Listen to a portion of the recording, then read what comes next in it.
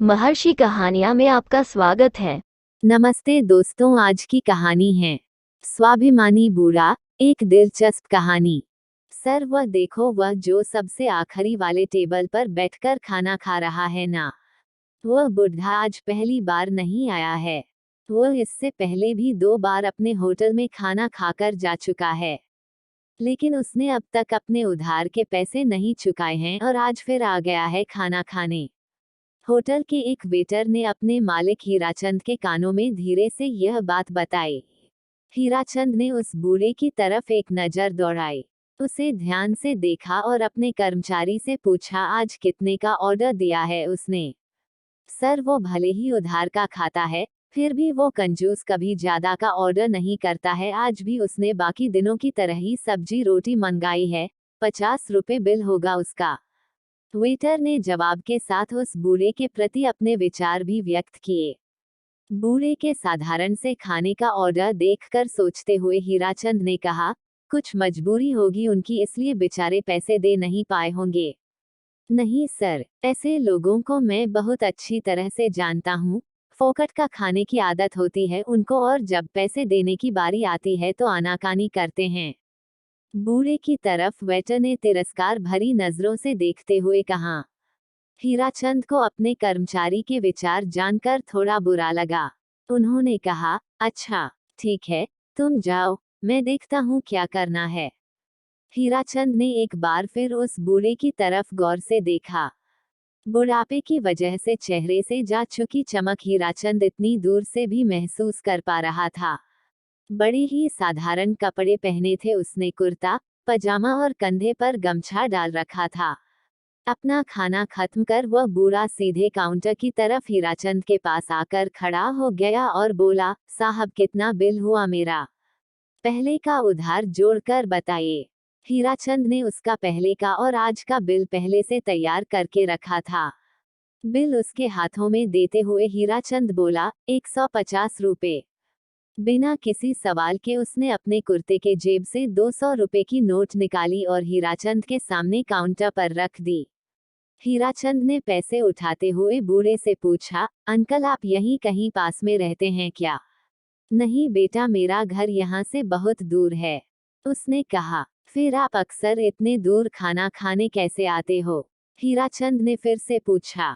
मैं यहाँ पास के एक शॉप में लेखपाल का काम करता हूँ। जब जब मैं टिफिन नहीं लाता तब तब खाना खाने तुम्हारे यहाँ आ जाया करता हूँ। अब हमेशा तो जेब में पैसे रहते नहीं है, इसलिए कभी कभी उधार ही खाना खाकर जाता हूँ। लेकिन आज मेरा पगार हुआ है, इसलिए आज मैं जानबूझकर यहाँ आया हूँ। सोचा खाना भी खा लूंगा और पहले की उधारी भी चुका दूंगा। थोड़ा सा हंसते हुए बूढ़े ने कहा। बूढ़े की उम्र देखकर हीराचंद अपने आप को एक और सवाल पूछने से रोक नहीं पाया, आपका परिवार नहीं है क्या? बूढ़ा बोला, है ना बेटा, बहू पोता पोती सब है और कई सारे रिश्तेदार भी, लेकिन जब तक मेरे हाथ पांव सलामत है, मुझे ये पसंद नहीं कि मैं बिना कुछ किए रोटी खाऊं। हाँ, शरीर में पहले जैसी ताकत नहीं रही अब। पहले जितनी मेहनत नहीं कर पाता हूँ, इसलिए लेखपाल का काम करता हूँ। बूढ़े आदमी की ईमानदारी और इतना कठिन परिश्रम देखकर एक बार तो हीराचंद के मन में ख्याल आया कि उससे खाने के पैसे ना लिए जाए, लेकिन उसके साथ हुई इस 2 मिनट की बातचीत में हीराचंद ये तो जान गया था कि वह बुजुर्ग कितना स्वाभिमानी है। उसके स्वाभिमान को ठेस ना पहुंचे, ये सोचकर हीराचंद ने 150 रुपए काटकर 50 का नोट निकालकर उसकी तरफ बढ़ाया।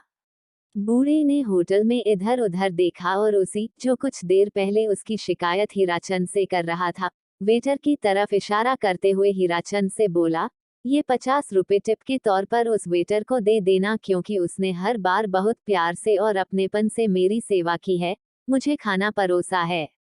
इतना बोलकर वो वहां से चला गया। 50 रुपए हाथों में लिए हीराचंद अपने कर्मचारी के उस बूढ़े के प्रति दृष्टिकोण और उस बूढ़े आदमी के उस कर्मचारी द्वारा दिए गए खाने के प्रति प्यार और आदर देखकर अचंभित हो गया। उसके पास बोलने के लिए कुछ भी नहीं था। आप अमीर है या गरीब, आपके पास जो पैसा है वो कभी भी ये तय नहीं करता हमारा दूसरे लोगों के तरफ कैसा दृष्टिकोण है या हमारे विचार कैसे हैं। यही हमें गरीब या अमीर, अच्छा या बुरा बनाते हैं। सोचिए, अगर किसी बूढ़े आदमी को उम्र के इस पड़ाव में भी बैठकर खाना अच्छा नहीं लगता हो और उन्हें अपने बच्चों पर बोझ ना बनना हो तो उनका स्वाभिमान कितना पक्का होगा। इसलिए ऐसे लोगों को देखकर उनके खिलाफ कोई राय मत बनाइए। पहले उनको जानने की कोशिश कीजिए। अगर उनका व्यवहार कुछ अलग लगे तो सोचिए कि जरूर उनकी कोई मजबूरी होगी। इससे उनका तो कोई फायदा या नुकसान नहीं होगा, लेकिन हमें और लोगों को हमारे विचारों के बारे में पता चलेगा।